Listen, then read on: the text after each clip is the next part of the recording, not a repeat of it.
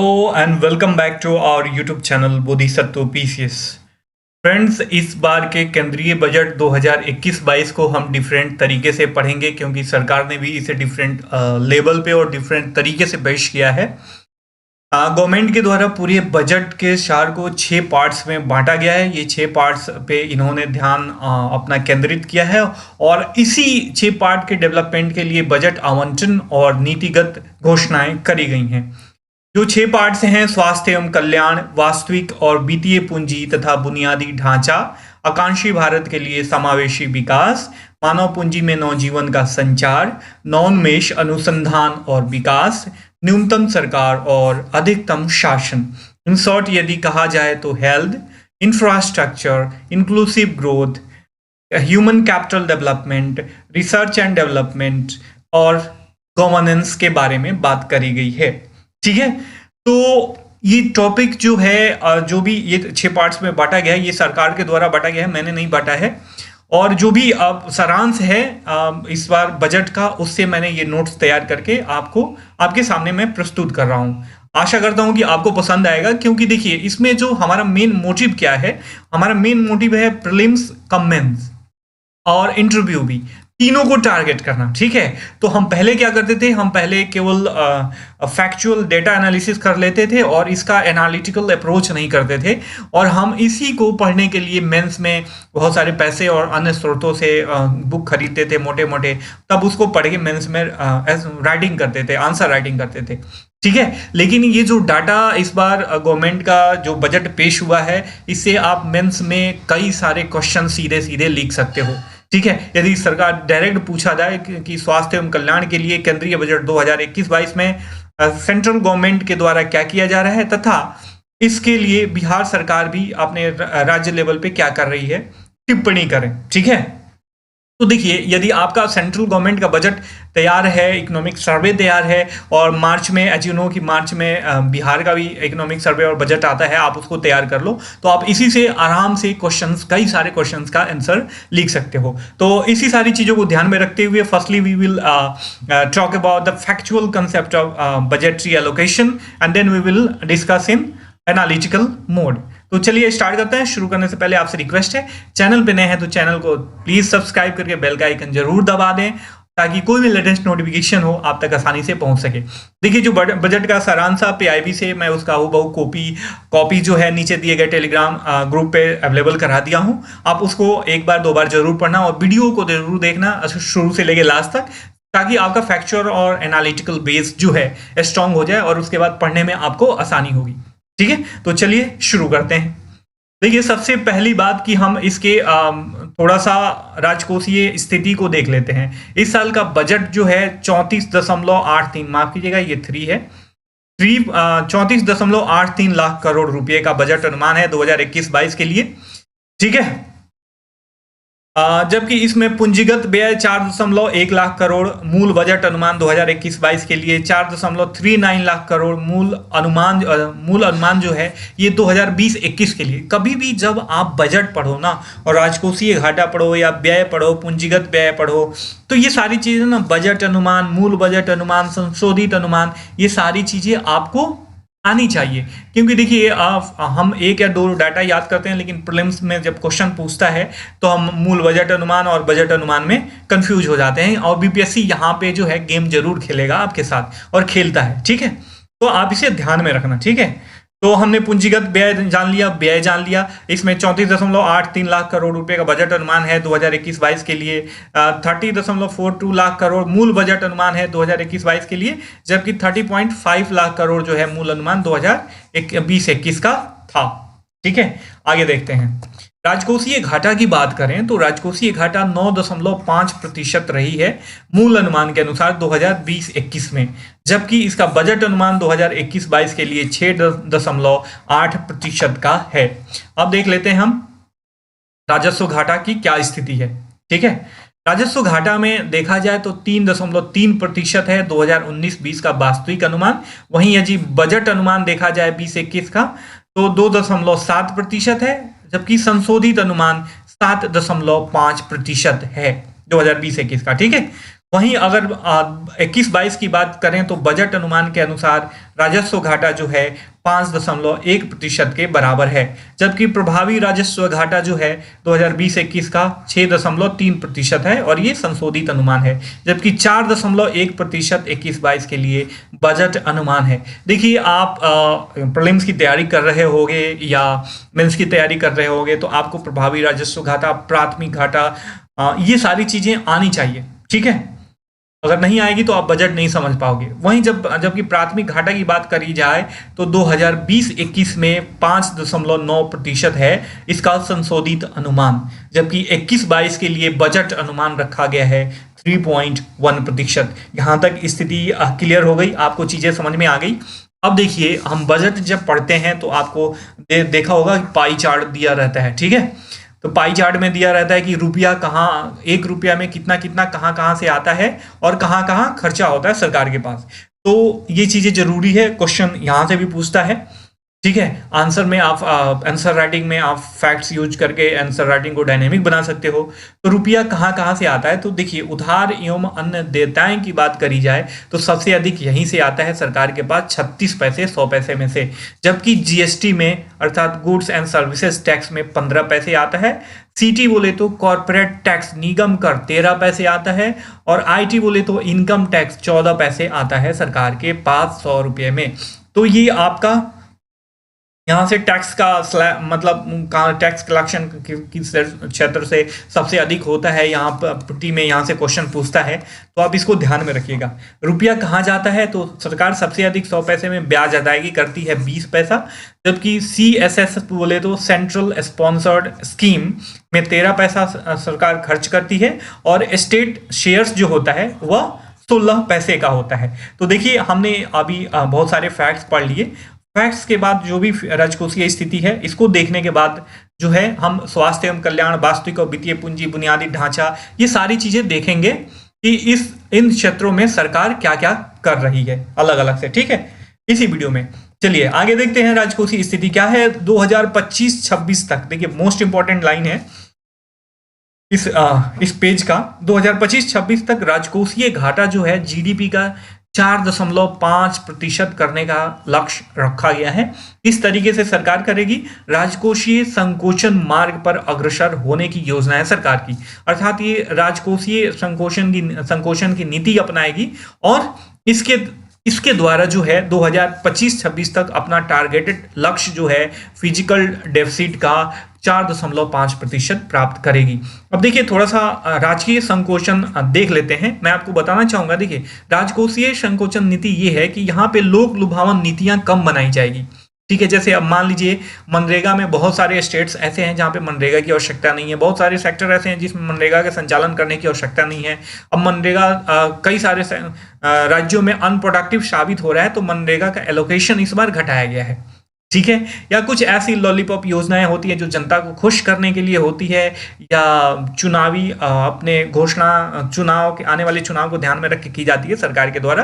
तो सरकार इस तरीके के काम नहीं करेगी, राजकोषीय संकोचन की नीति अपनाएगी और वहीं खर्चा करेगी जहां पे अनिवार्य है खर्चा करना, जो देश के डेवलपमेंट और युवाओं को रोजगार प्रदान कर सके, ठीक है। तो राजकोषीय संकोचन का कंसेप्ट आपको समझ में आ गया होगा, आई होप। जिनको नहीं आता होगा, यह लक्ष्य जो है अब कैसे करेगी राजकोषीय संकोचन, इसमें बताया गया है कि यह लक्ष्य उचित समाधान के द्वारा कर से प्राप्त आय में वृद्धि और सार्वजनिक क्षेत्र के उद्यमों और भूमि सहित परिसंपत्तियों के मौद्रीकरण से हासिल किया जाएगा, ठीक है। बात आ गई समझ में। अब देखते हैं राज्यों की कुल उधारी के मामले में क्या स्थिति है बजट में। देखिए, जीएसडीपी बोले तो ग्रॉस स्टेट डोमेस्टिक प्रोडक्ट के 4% तक कुल उधारी प्राप्त करने की मंजूरी दी गई है इस बजट में। किसके अनुसार? 15वें वित्त आयोग के अनुसार 2021-22 में। तो देखिए, बिहार के लिए तो स्पेशल कुछ नहीं था, लेकिन बिहार को बहुत पैसे की आवश्यकता होती है, अपना संसाधन कम है, उसके पास कैपिटल कम है, तो बिहार सरकार जो है यहाँ से उधार ले सकती है। अब उधार की चूंकि अपर कैपिंग बढ़ गई, तो अब बिहार सरकार जो है, बिहार का जो भी बिहार स्टेट का आपका जीएसडीपी है, इसका 4% तक जो है उधार ले सकती है, और कुछ अगर शर्तों को पालन करती है सरकार तो इसमें और एडिशनल 0.5% तक अतिरिक्त उधारी की सीमा बढ़ा दी गई है, मतलब और उधार ले सकती है। और ये कौन कह रहा है? 15वें वित्त आयोग के सिफारिश के अनुसार। 15वें वित्त आयोग के अनुसार जो है 2023-24 तक राजकोषीय घाटा 3% करने का लक्ष्य रखा गया है जीएसडीपी का, ग्रॉस स्टेट डोमेस्टिक प्रोडक्ट का। ठीक है, आप इसे ध्यान में रखना। ये 15 फाइनेंस कमीशन का अध्यक्ष कौन है आपको पता ही होगा, बिहार के ही हैं। ठीक है, उनके द्वारा और उनके लोगों के द्वारा ये रिकमेंडेशन है 15 फाइनेंस कमीशन का। ठीक है, ध्यान में रखिएगा। 15 फाइनेंस कमीशन का अंतिम रिपोर्ट आ गया है, अंतिम रिपोर्ट 2021-26 के लिए, और इसमें राज्यों की भागीदारी 41% कर दी गई है, 41%, जहां पहले इससे पहले 14वें वित्त आयोग में 42% था। ठीक है, 1% की कमी कर दी गई है, ध्यान में रखिएगा। और ये 1% जो है इसको निकाल के आपका जो है जम्मू एंड कश्मीर के लिए तथा लद्दाख के लिए जो क्या बोला जाता है उसको, यूनियन टेरिटरी या केंद्र शासित प्रदेश बने हैं, इनके लिए एलोकेट किया गया है। ठीक है, चलिए अब देखते हैं कृषि उत्पाद में क्या स्थिति है। कपास पर सीमा शुल्क 0 से 10% तक करना, कच्चे रेशम तथा रेशम के धागों पे 10 से 15% तक करने का लक्ष्य है, और डी नेचर्ड एथिल अल्कोहल पर भी सरकार जो है ध्यान दे रही है। ठीक है, आपने एक योजना पढ़ी होगी 66वीं बीपीएससी प्रीलिम्स के लिए, PMGKY या 67वीं की पढ़ रहे होंगे तो आपको ध्यान होगा, आपने पढ़ा होगा अभी तक। तो प्रधानमंत्री गरीब कल्याण योजना, देखिए बहुत ही इंपॉर्टेंट रोल निभाया है कोविड-19 महामारी से उत्पन्न जो विषम परिस्थितियां थी उसको टैकल करने के लिए। काफी ग्लोबल लेवल पे भी इस योजना की प्रशंसा हुई है, राष्ट्रीय लेवल के अलावा। 2.76 लाख करोड़ रुपए का प्रावधान है। इसके तहत 80 करोड़ लोगों को मुफ्त अनाज प्रदान किया गया। ठीक है, इसके तहत कोविड-19 के दौरान, और 8 करोड़ परिवारों को मुफ्त रसोई घर और रसोई गैस, और 40 करोड़ लोगों को नगद धनराशि का अंतरण किया गया। ठीक है, ताकि लोगों का जीवन जो है इस महामारी के लॉकडाउन में आसान हो सके। अब बात आती है आत्मनिर्भर भारत पैकेज की, बहुत ही इंपॉर्टेंट हॉट टॉपिक है। क्वेश्चन तो वैसे ही प्रीलिम्स कम मेंस दोनों में बनता है। इसमें जो है 23 लाख करोड़ रुपए का पैकेज जीडीपी के 10% से ज्यादा है, एलोकेट किया गया था। ठीक है, एलोकेट किया गया है। आरबीआई के अनुसार तीनों देखो आपने पढ़ा होगा, यदि न्यूज़पेपर पढ़ा होगा तो निर्मला सीतारमन जी के द्वारा 3 इंस्टॉलमेंट में आत्मनिर्भर भारत पैकेज की घोषणा करी गई। तो इसी को बता रहे हैं कि आरबीआई के अनुसार जो ये तीनों आत्मनिर्भर भारत पैकेज के तहत जो भी एलोकेशन किया गया सरकार के द्वारा, वो जो है वो 27.1 लाख करोड़ रुपए था। ठीक है, जो जीडीपी का कितना है 13% से भी ज्यादा है। इसमें संरचनात्मक सुधार किया जाएगा। ONORC, one nation one ration card योजना, आपको पता होगा one nation one ration card योजना कितना महत्वपूर्ण है प्रवासी मजदूरों के लिए, जो बाहर जाके एक तो अपना घर द्वार छोड़ के जाते हैं, अपना राज्य छोड़ के जाते हैं, दूसरे राज्य में दूसरे संस्कृति में वहाँ पे नए होते हैं, तो उनका आधी से ज़्यादा कमाई तो उन खाने पीने रहने पे ही खर्च हो जाती है।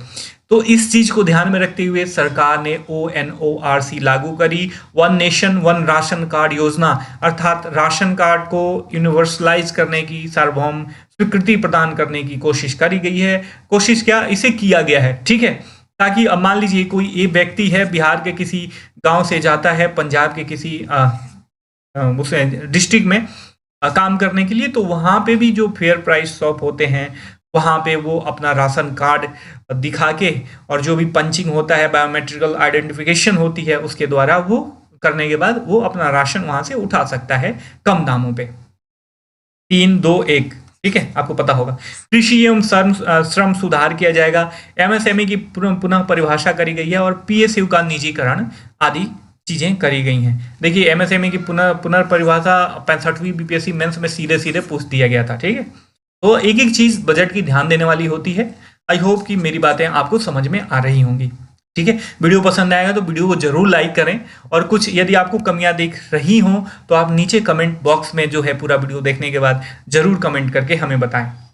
2021 में 2021 में इन्होंने बताया है कि भारतीय इतिहास में यह उपलब्धियों का वर्ष होने वाला है, क्योंकि इस साल आज़ादी की 75वीं वर्षगांठ मनाई जाएगी, और भारत में गोवा के शामिल होने के 60 वर्ष जो है पूरे हो गए हैं। हीरक जयंती समारोह आयोजित किया जाएगा। स्वतंत्र भारत की 8वीं जनगणना डिजिटल रूप से करी जाएगी। ब्रिक्स की अध्यक्षता कर रहा है इस बार इंडिया, और चंद्रयान 3 मिशन का भी वर्ष है, और हरिद्वार महाकुंभ का भी वर्ष है।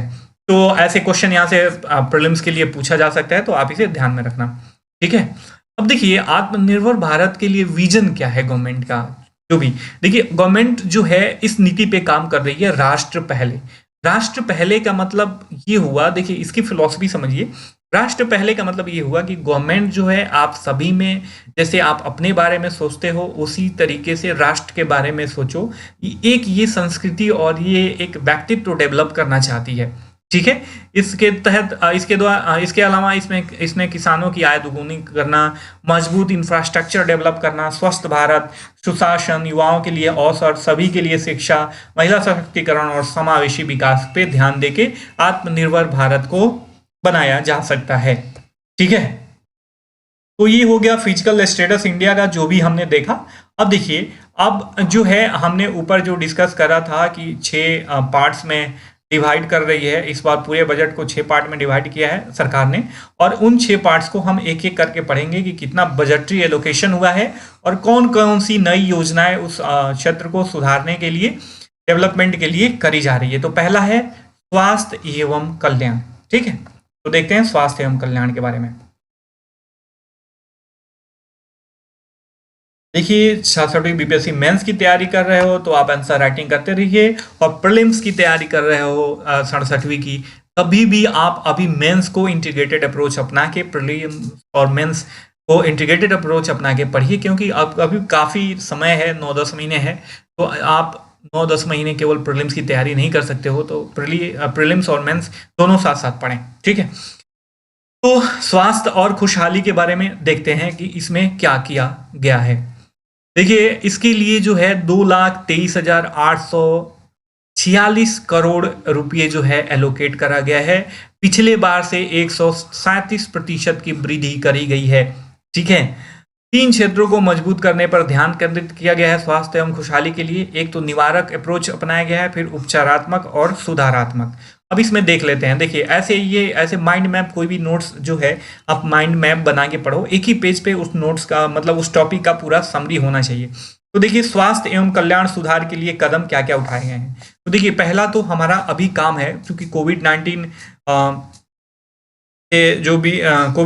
से जो भी कैजुअलिटीज हुई हैं उसको कम करना, होने की संभावना कम करना, तो इसके लिए टीकाकरण तो होगा ही। तो इसके लिए जो है 35,000 करोड़ रुपए का एलोकेशन किया गया है 2021-22 के लिए, ठीक है। इसमें टीकाकरण के इसके अलावा एक और चीज बताई गई है कि made in India pneumococcal vaccine जो है तैयार किया गया है, जो 5 राज्यों के साथ साथ देश भर में आएगी। इससे क्या होगा, इससे हर राज्य, जो हमारे देश में हर वर्ष 50,000 बच्चे मर जाते थे, उनको उनके जीवन को बचाया जा सकता है, ठीक है। वहीं स्वास्थ्य प्रणालियों में सुधार के लिए प्रधानमंत्री आत्मनिर्भर स्वस्थ भारत योजना बनाई जाएगी। एक नई योजना है, इसे ध्यान में रखिएगा। देखिए मेंस के लिए बहुत इंपॉर्टेंट है, प्रीलिम्स मेंस इंटरव्यू सबके लिए इंपॉर्टेंट है। स्वास्थ्य एवं, यहाँ से क्वेश्चन यदि डायरेक्ट पूछे तो स्वास्थ्य एवं कल्याण में सुधार के लिए सरकार के कदमों की समीक्षा करें बिहार के संदर्भ में या सेंट्रल गवर्नमेंट के संदर्भ में, तो आप इसी एक पेज से 400-500 वर्ड आप लिख सकते हो।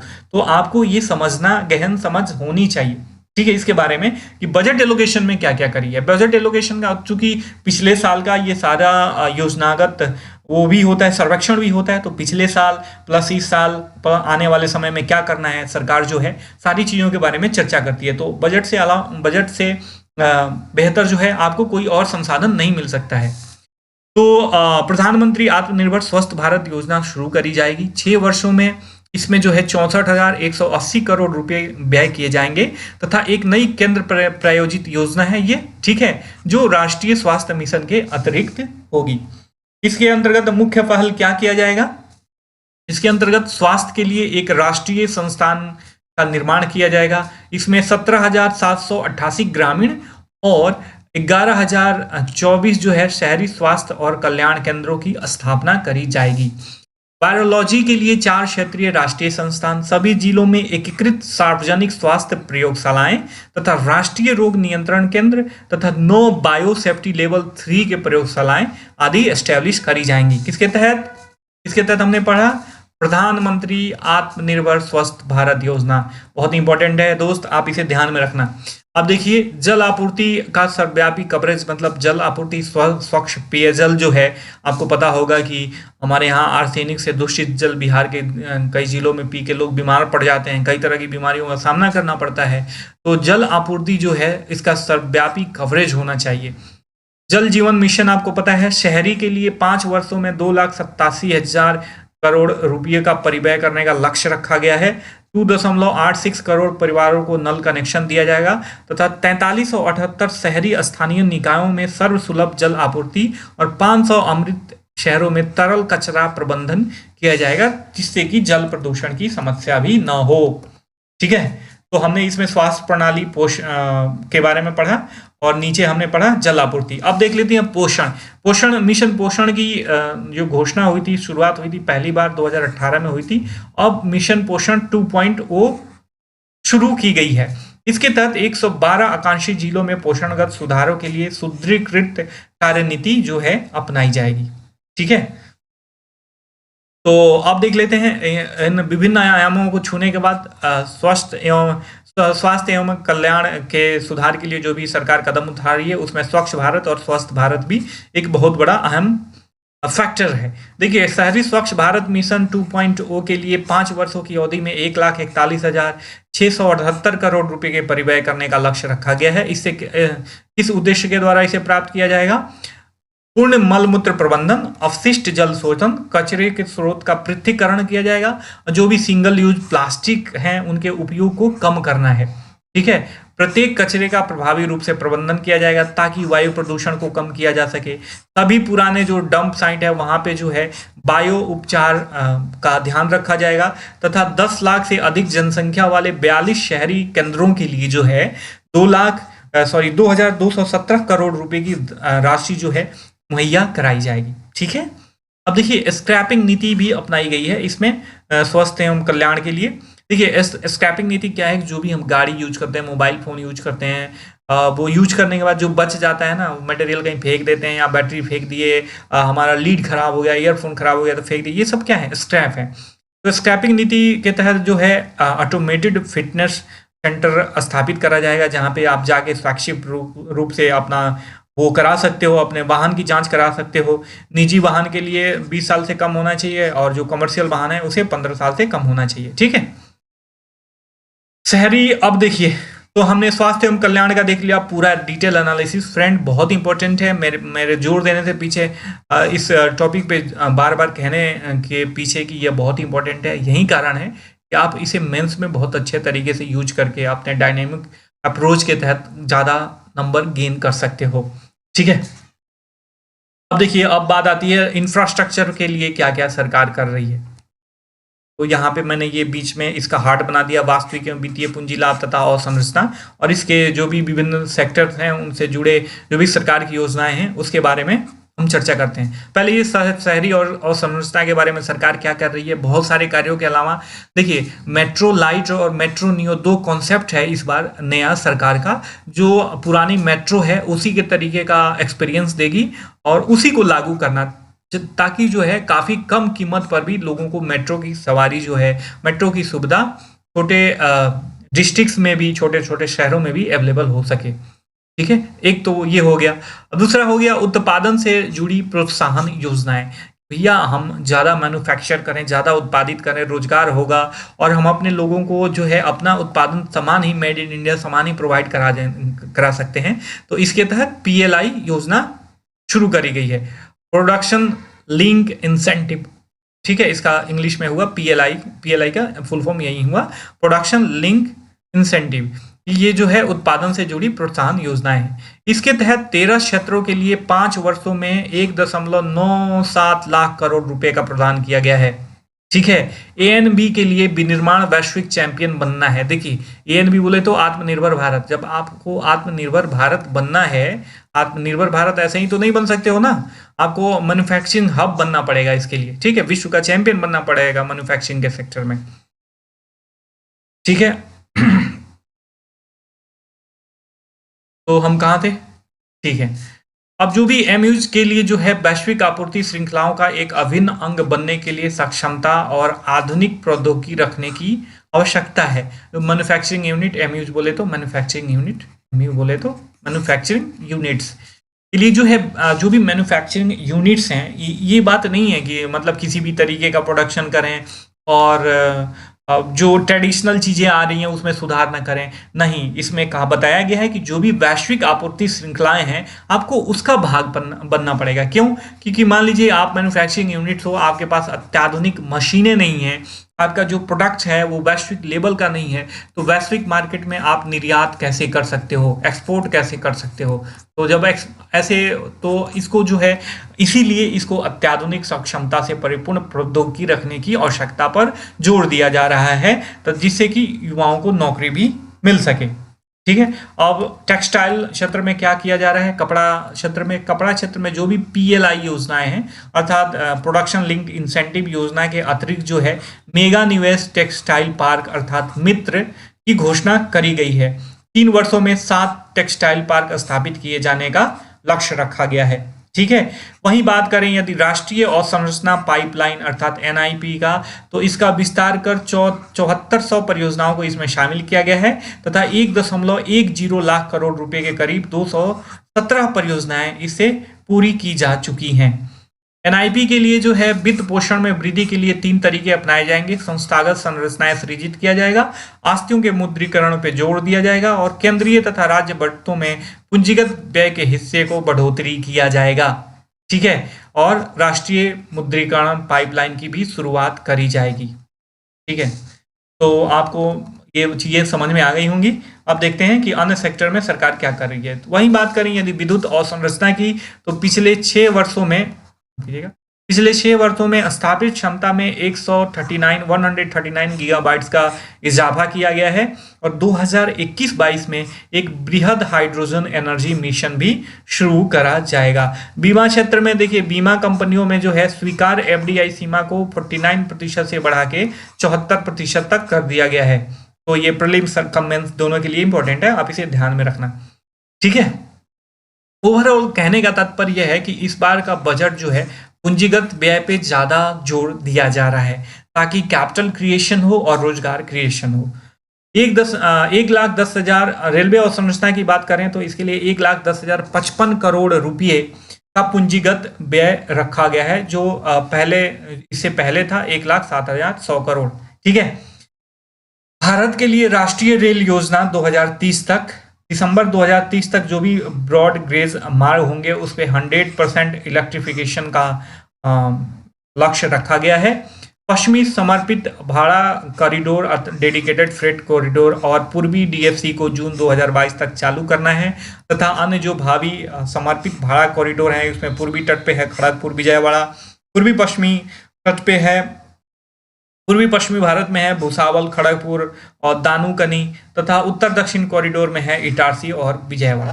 ठीक है। तो ये था अवसंरचना के क्षेत्र में कुछ इंपॉर्टेंट इनिशिएटिव सरकार के द्वारा लिया गया है जो आपके मेंस और प्रीलिम्स के लिए बहुत ही इंपॉर्टेंट है। ठीक है। आगे देखते हैं। अब देख लेते हैं, देखिए आकांक्षी भारत के समग्र विकास, जो भी इंस्पिरेशनल इंडिया है, इसका इंक्लूसिव ग्रोथ कैसे किया जाए, इसके लिए सरकार क्या क्या कर रही है। ठीक है। तो देखिए सबसे पहले कृषि के बारे में बात करते हैं। देखिए सभी जिन्सों के लिए FC का 1.5 गुना MSP तय किया गया है। ठीक है, सरकार के द्वारा। FC बोले तो फैक्टर कॉस्ट, जो भी लागत है किसानों का उससे जो है 1.5 गुना MSP तय किया जाएगा सरकारों के द्वारा। स्वामित्व योजना का सभी राज्यों केंद्र शासित प्रदेशों में विस्तार किया जाएगा। कृषि क्रेडिट लक्ष्य बढ़ा के जो पिछले साल 15 लाख रुपये था, 15 लाख करोड़, अब क्या कर दिया गया है 16.5 लाख करोड़। ध्यान में रखिएगा 15, ये इसे BPSC में क्वेश्चन भी पूछा था। ग्रामीण बुनियादी ढांचा विकास निधि 30,000 करोड़ रुपए से बढ़ाकर 40,000 करोड़ रुपए कर दिया गया है। सूक्ष्म सिंचाई निधि दोगुनी करके 10,000 करोड़ रुपए रख दिया गया है। और ऑपरेशन ग्रीन, जो आपने देखा होगा कि टॉप बोले तो टोमेटो, ऑनियन और पोटैटो, ठीक है, इसके प्राइस में बहुत सारे फ्लक्चुएशन होते थे, तो सरकार ने इसको टैकल करने के लिए ऑपरेशन ग्रीन योजना शुरू करी थी। तो अब जो है इस योजना को सरकार जो है एक्सटेंड कर रही है। और जो है इसमें इस स्कीम में जो है जल्दी खराब होने वाले 22 उत्पादों तक विस्तारित मूल्य संवर्धन में बढ़ावा दिया जाएगा। ठीक है, और ई नैम के माध्यम से, माफ कीजिएगा इस चल क्यों नहीं रहा है, देखते हैं। ठीक है, तथा ई नाम के माध्यम से जो है लगभग 1.6 करोड़ किसानों को पंजीकृत किया गया और 1.4 लाख करोड़ रुपए मूल्य का व्यापार किया जाएगा। ठीक है, 4 करोड़ रुपए का व्यापार किया जाएगा। अब देखिए मछली पालन में क्या क्या किया जा रहा है। देखिए समुद्र और देश में आधुनिक मछली बंदरगाहों और मछली केंद्रों के विकास के लिए निवेश किया जा रहा है। पांच प्रमुख जो मछली बंदरगाह हैं, कोच्चि, चेन्नई, विशाखापट्टनम, पारादीप और पेतवा घाट को आर्थिक गतिविधियों के केंद्र के रूप में विकसित किया जाएगा। और सीवीड उत्पादन को बढ़ावा देने के लिए तमिलनाडु में बहुउद्देशीय सीवीड पार्क स्टैब्लिश करने की घोषणा करी गई है। तो हमने एग्रीकल्चर और मछली पालन क्षेत्र में पढ़ लिया सरकार क्या क्या कर रही है। वहीं बात करें प्रवासी कामगार और मजदूरों की, तो ONORC योजना जो है लागू करी गई और उसके लागू होने से अब तक जो है 32 राज्यों और केंद्र शासित प्रदेशों में लगभग 86% लाभार्थियों को शामिल किया जा चुका है और जो भी अब 4 बच रहे हैं वो भी आने वाले समय में इसमें शामिल हो जाएंगे। गैर संगठित मजदूरों, प्रवासी कामगारों, विशेष रूप से सहायता प्रदान करने वाली योजनाओं को तैयार करने के बारे में जानकारी एकत्र करने के लिए एक अलग से पोर्टल की स्थापना करी जाएगी। ठीक है, इसके साथ साथ यदि बात करें श्रम संहिताओं को लागू करने की प्रक्रिया जारी करी गई है। नाउ प्लेटफॉर्म कामगारों के लिए सामाजिक सुरक्षा का भी लाभ किया गया है। देखिए कितना बड़ा इनिशिएटिव है सरकार के द्वारा। जो भी प्लेटफॉर्म पे कूली वगैरह होते थे, ये जो कामगार होते थे, मजदूर होते थे, उनके लिए भी सोशल सिक्योरिटी जो है लागू करने की सरकार की योजना है। आप अमेरिका में जाओगे तो अमेरिका में एक सोशल सिक्योरिटी कार्ड होता है, सामाजिक सुरक्षा कार्ड सबके पास होना अनिवार्य है, होना चाहिए। तो सरकार धीरे धीरे उस कदम की तरफ बढ़ रही है और अपने कल्याणकारी राज्य होने का सबूत देने की कोशिश कर रही है।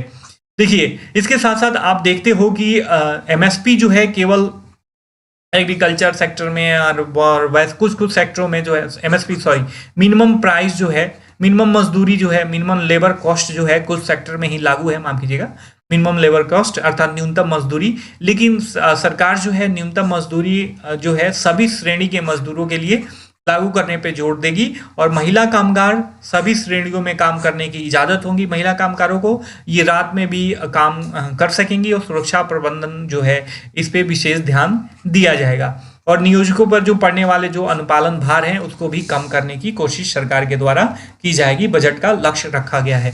वित्तीय समावेशन की बात करें तो इसमें SC ST अर्थात शेड्यूल कास्ट और शेड्यूल ट्राइब्स तथा महिलाओं के लिए चलाई गई स्टैंड अप इंडिया स्कीम चलाई गई है। आपको पता होगा स्टैंड अप इंडिया स्कीम में अब जो सरकार सोच रही है कि इसमें कृषि से संबंधित क्रियाकलापों के लिए भी लोन दिया जा सके। ठीक है, सरकार कुछ ऐसी योजना लाएगी।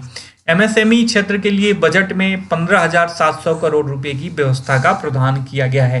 तो ये था 2021-22 के बजट का बजट के 4 आपको मैं बता दूं 3 पार्ट्स हमने डिस्कस कर लिया। बाकी 3 पार्ट्स का शॉर्ट नोट्स जो है नीचे दिए गए टेलीग्राम ग्रुप पे मैं अवेलेबल करवा दूंगा। आप यदि उससे नहीं जुड़े हो तो जोड़ लेना। मैं आशा करता हूं कि मेरी द्वारा बताई गई चीज़ें आपको समझ में आई होंगी। वीडियो पसंद आया होगा तो इसे जरूर लाइक करें और अपने फ्रेंड्स के साथ शेयर करें। हम फिर मिलेंगे किसी नए टॉपिक के साथ, तब तक के लिए साइनिंग ऑफ, टेक केयर, जय हिंद, जय भारत।